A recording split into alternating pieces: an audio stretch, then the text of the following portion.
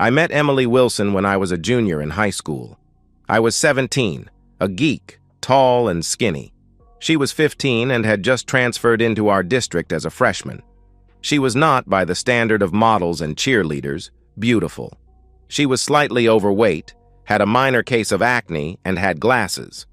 Now that I say all of that, I saw something there that I still have trouble explaining. Her smile was as big as all outdoors. It lit up the area she was in. Behind the glasses were the most intense blue-green eyes that were capable of making you melt or flame out. Her red hair and white skin made you think of a stereotypical Irish maiden. Her voice was soft and musical. She was pleasant, easy to talk to, and friendly to everyone. I first saw her when my math teacher asked me to become an algebra tutor for students that were having trouble or requested additional help. Emily was one of the 6 people that had asked to have a tutor. The group met after school 3 afternoons a week. I was given class credit and an hourly wage that was equal to the minimum wage. I would have done it without those benefits, as the brain exercise was fun. I had use of our family van, so while the school buses did not run after the session was over, I could take everyone home. Emily lived about a city block from where I did, so she was always the last one to be delivered home. We had many interesting talks. There was something that attracted me to her. It took me about half of the semester to realize that I was interested in getting to know her better. She was not the most outgoing, and I had to work to get any personal information. I discovered she was not allowed to date until she became 16. She was not allowed to have boys in her home until she was 16. She told me she was afraid to introduce me to her family because her dad was overprotective. I finally convinced M, as I called her, to introduce me to her family. Her mother was, and still is, a gem of the first quality. Her father, while giving the outward appearance of a stern taskmaster, was just a very loving parent trying to do what he thought was best for his daughter. They both told me how they appreciated my help with Emily's schoolwork. Emily and I started officially dating on her 16th birthday. We had gone on group outings and school functions before, but because of her home restrictions, we were never allowed to have less than 2 other people with us. Even so, we were definitely considered matched by all of our friends and most of the school population. I gave Em a small locket for her birthday, and we went out to a fine restaurant for a fancy dinner. She told me that she had fun and wanted to start going places and doing date things with just the 2 of us. I took her to my junior prom. She was the most beautiful and youngest lady there. We dated all through my senior year, but had talked about what we would do after I graduated. We knew that I wanted to go to college, and my main choices were several hundred miles from where we lived. Em told me that because of the distances, she felt that we should not commit to being exclusive while she was home and still in high school. She said that if we were meant to be together, we would find each other when the time was right. I was not sure what she was getting at, as I thought that we would still be together forever. I finally realized that it was a moot point, because my parents could not afford to make up for the differences in the costs of college that were not covered by the scholarships I was awarded. I joined the Army right after graduation. I saw it as a way to complete my goals without going into life-altering debt. I was fortunate that the 2 scholarship committees agreed to allow me to defer the scholarships for no more than 6 years while I completed my military commitment. Emily and I said goodbye at the 4th of July celebration and picnic. I was reporting to basic training the following Monday. It was a sad but nice day. I arrived at Fort Knox, Kentucky for processing and orientation. My unit was then shipped to Fort Campbell, KY. Once there, I found that I enjoyed the whole military experience. I was made platoon standard bearer the first week of training, and by the time the 10 weeks were over, I was acting platoon corporal. That honor was given to a troop who managed to complete all phases of training successfully with no scores less than 90%. I and another troop both qualified and both received the award. I was writing home at least 3 times a week, and to Emily just as much. About 5 weeks into training, I got the dreaded Dear John letter. Emily wrote, "Dear Roger, I want you to understand that you are my closest and dearest friend. So I must tell you that I have found that I have strong feelings for someone else. That was why, because of this possibility, that I wanted you to not wait for me when we were apart. Ralph Peterson is a new student at school, and he asked me out to a movie. Because I was lonely, I said yes.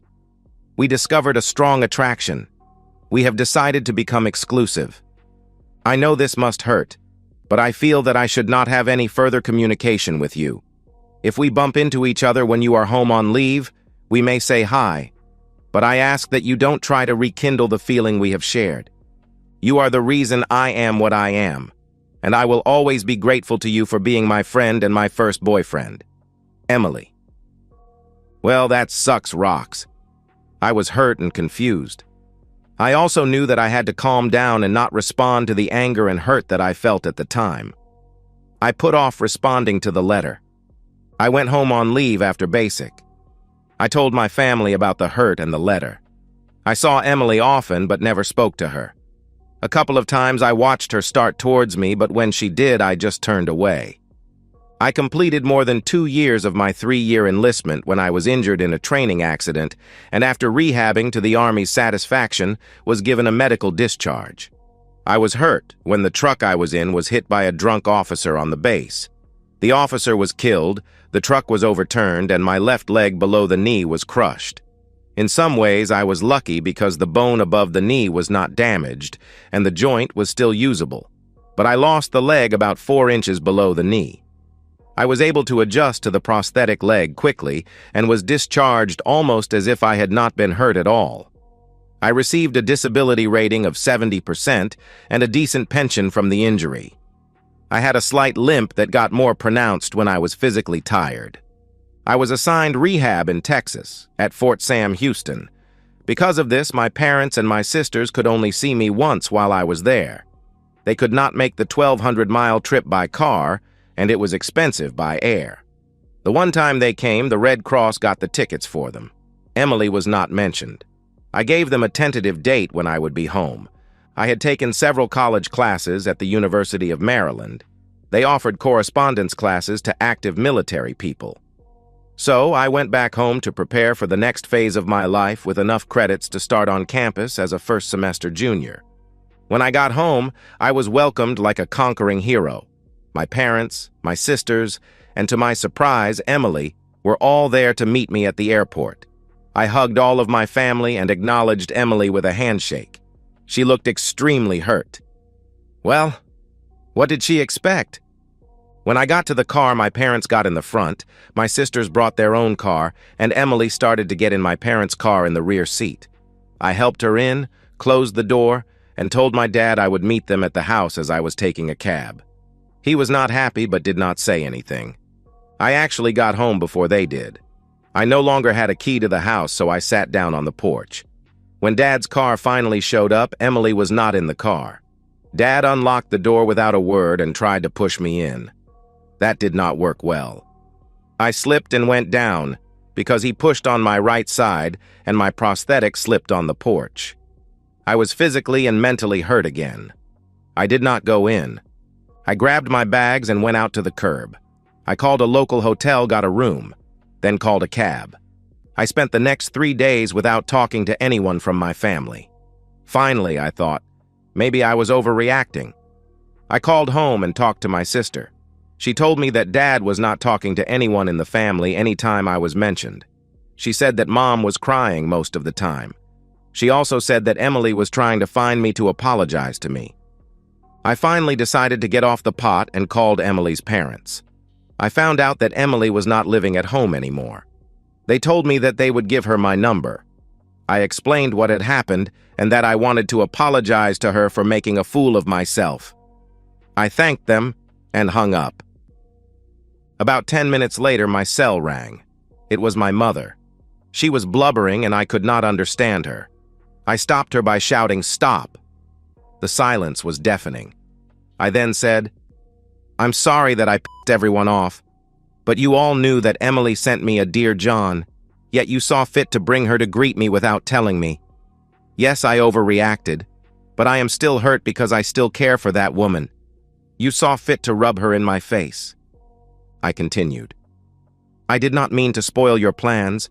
but I also expected my family to be supportive of my feelings. My father, if he still feels he is my father. I heard a sharp gasp. As I said, if my father feels he is still my father, I expect an apology from him for the treatment at the door. He looked at me like I was a pile of dog shit that he just stepped in. I will not put up with that. I am an adult, but I still am allowed to have feelings. When will you be coming home? Mom asked. If I don't get an apology, I won't be coming at all. I have to be on campus in California for 6 days. If Dad does not choose to call, I will leave tomorrow to get there. Please don't go without seeing me and your sisters. I will pass your message on to your father, but you know how stiff-necked he can be. Your sisters tried to stop your dad and me from bringing Emily, but she seemed so sorry to have kissed you off for the new kid in town.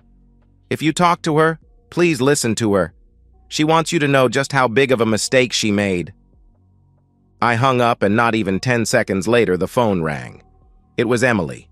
I said, Emily, you hurt me when you threw me away less than a month after I went into the army. I still should not have acted like the fool that I did.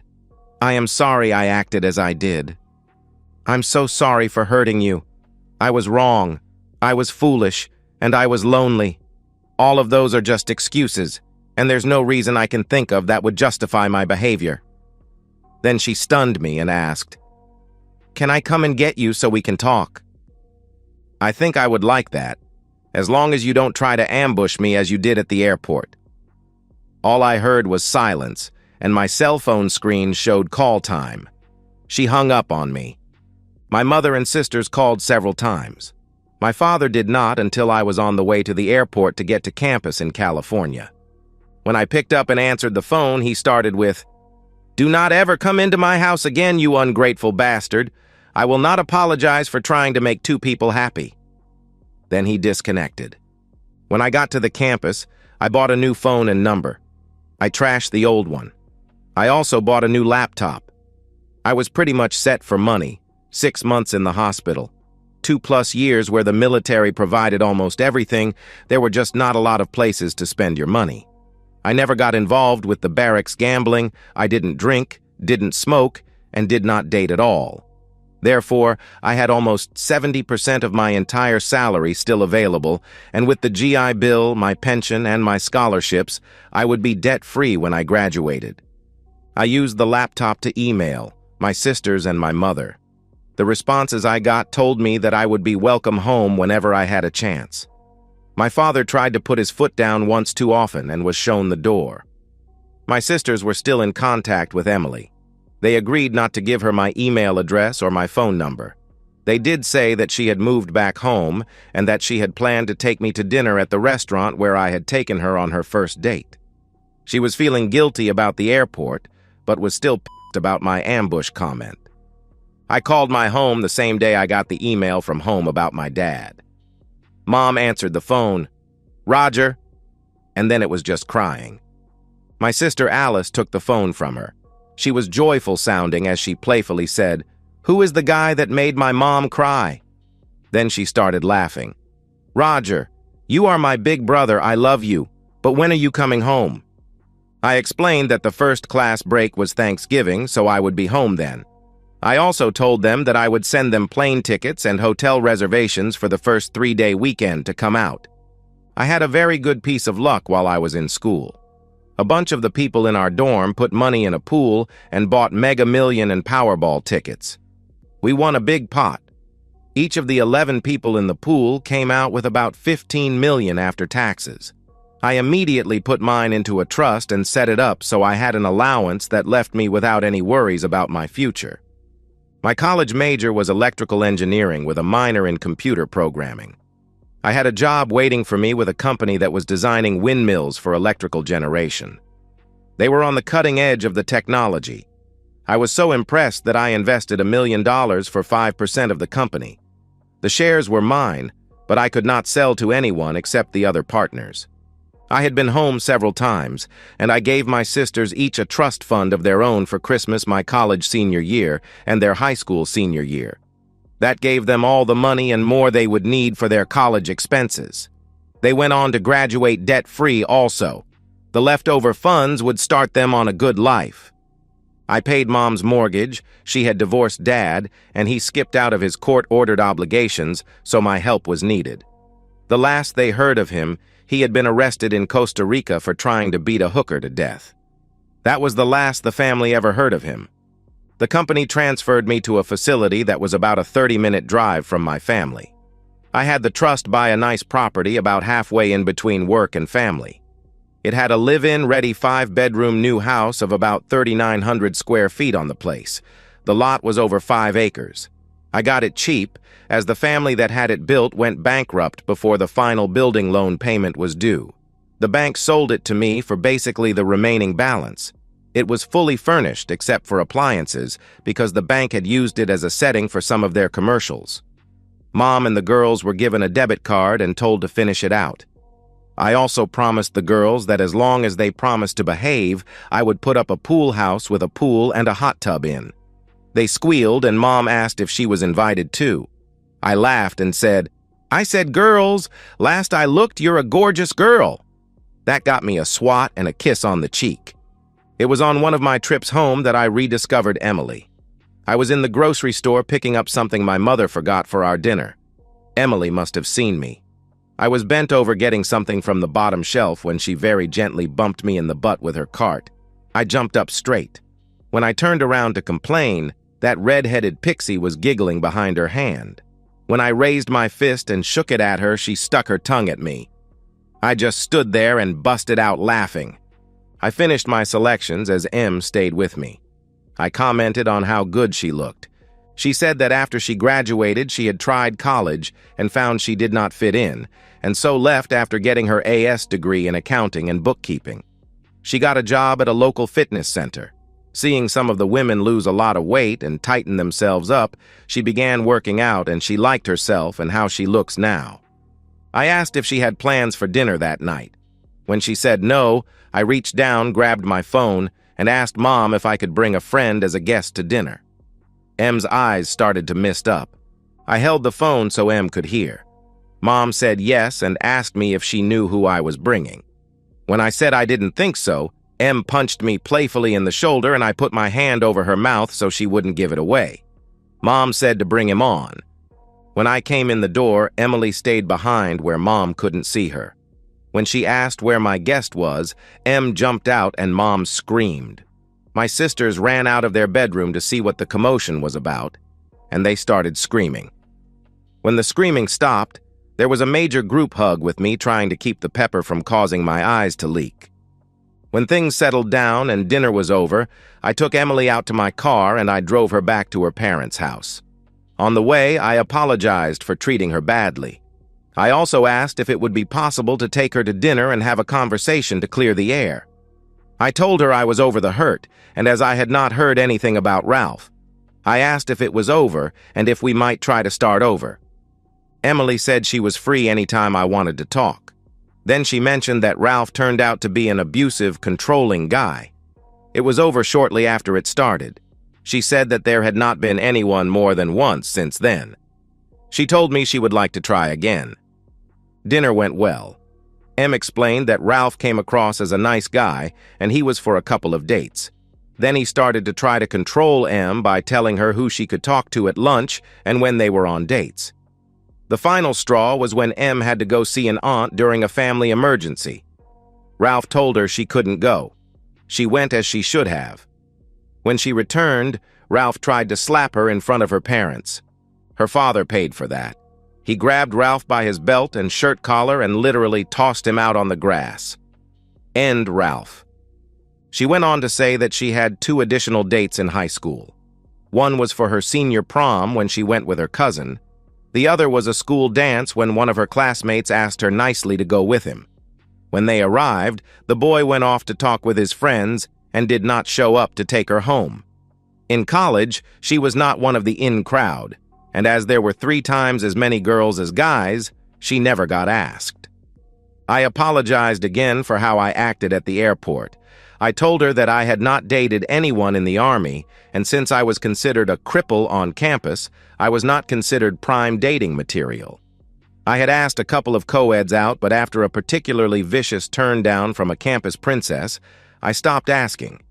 I asked Em if we could go out on a second first date. She said no. She said, "I thought this was our second first date, so we need a second date." We dated for a few months, and I found that my feelings were as strong or stronger for her, so on St. Valentine's Day. I asked her to marry me and gave her a ring.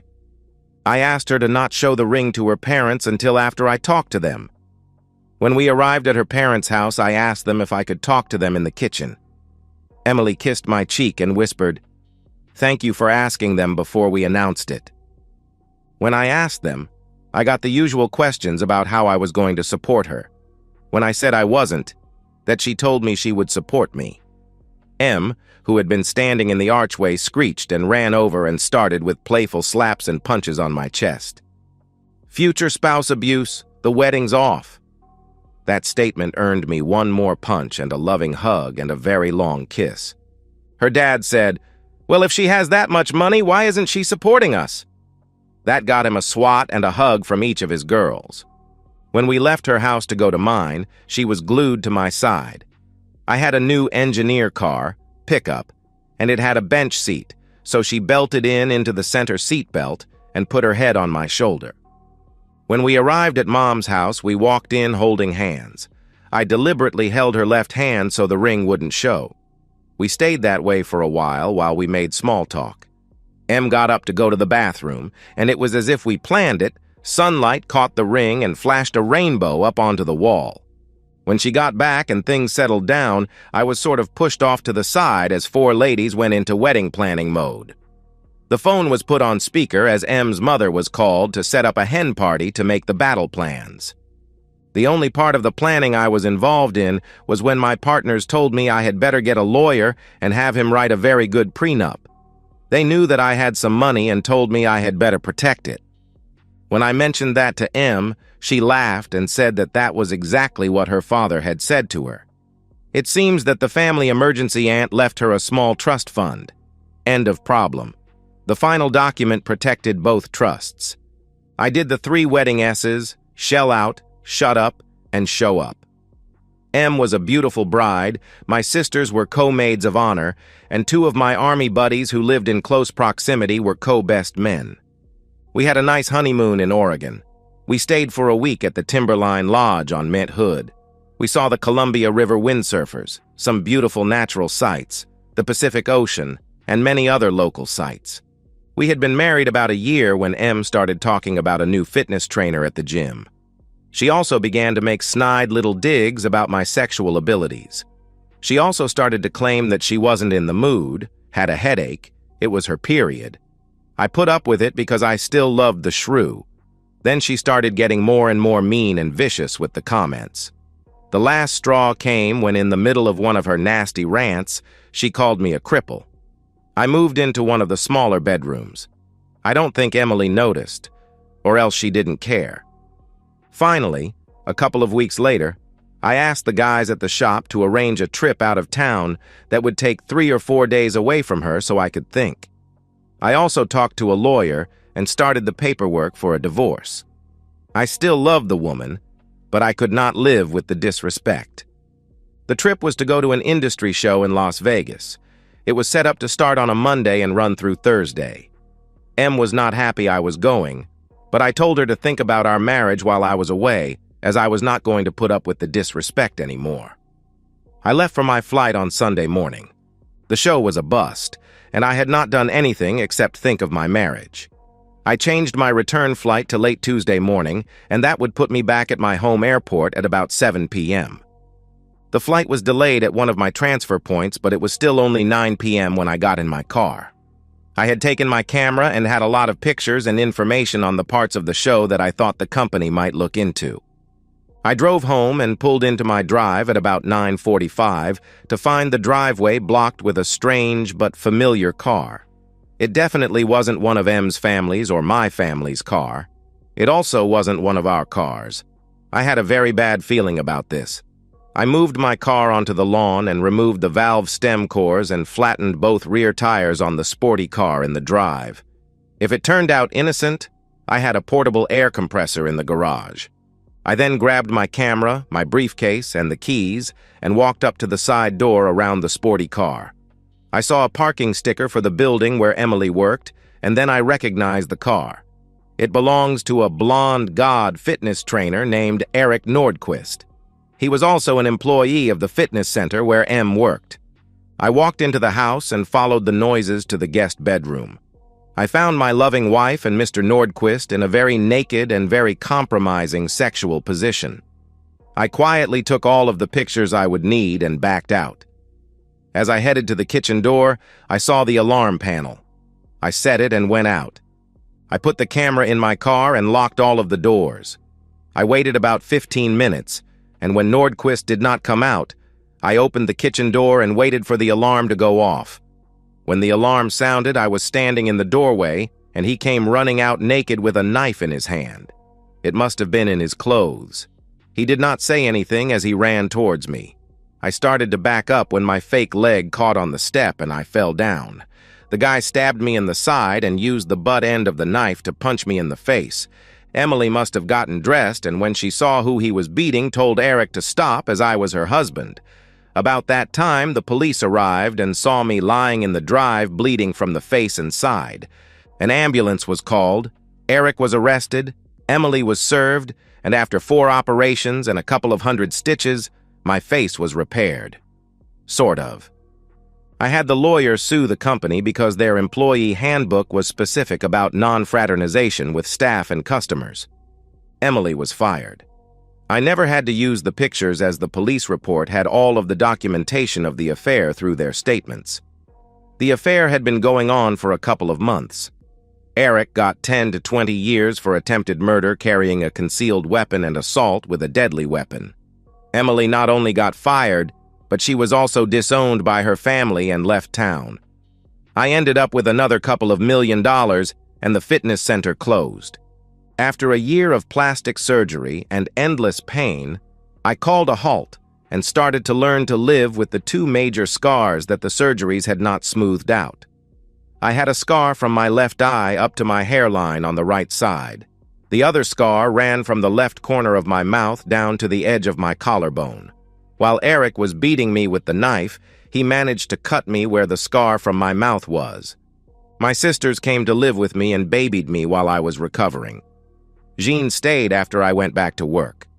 I worked from home for almost a year until everyone told me that the scars did not bother them because they only saw the man inside.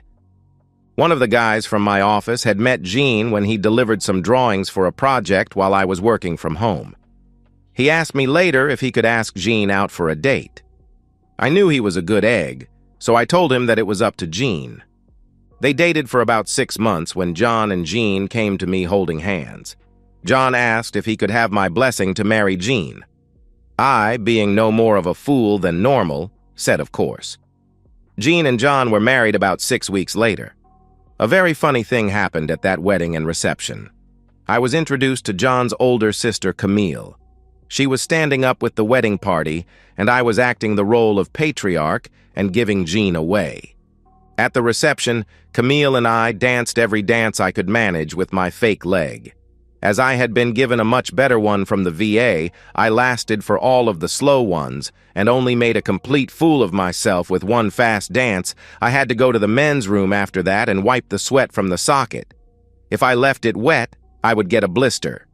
When I came back out, my pant leg was not fully down and my prosthesis was visible. As I said, it was better, but it was still mostly a steel rod with a fake foot. I walked across the room and sat down next to Camille. She had been smiling at me as I was coming toward her. She reached down and straightened my pant leg. She said, "Now I see where the limp came from. I'm a physical therapist, so I noticed it. No one else would." Then she leaned in close and uttered a gotcha. "Does that mean all of our kids will have a short left leg and a funny face?" Then her giggle caused me to come out with a complete belly laugh. We dated for several months, and when I asked her to marry me, she said yes. We have now been married for 8 years and have 3 as normal as kids. Just kids. Cammie Jean is 6, Susan Alice is 4, and Roger Jonathan is just starting to walk at 11 months. They all have normal length legs, but Roger walks with more of a limp motion than I do. When he walks more and better, he will probably drive me nuts trying to keep up with him. My work is now all from home, and I could not be happier. I need to end this story, as Camille is calling me from the bedroom. And so, we've reached the end of today's story. Was it what you expected, or did it take a twist you didn't see coming? I'm curious to hear your thoughts. Share them in the comments below, and let's get a conversation going. If this story kept you hooked, make sure to hit that like button. And if you're new here or just haven't subscribed yet, now's the perfect time to join our community. I bring you fresh, captivating stories every day, so click that subscribe button and turn on notifications so you never miss out. Thanks for watching, and I'll see you in the next one.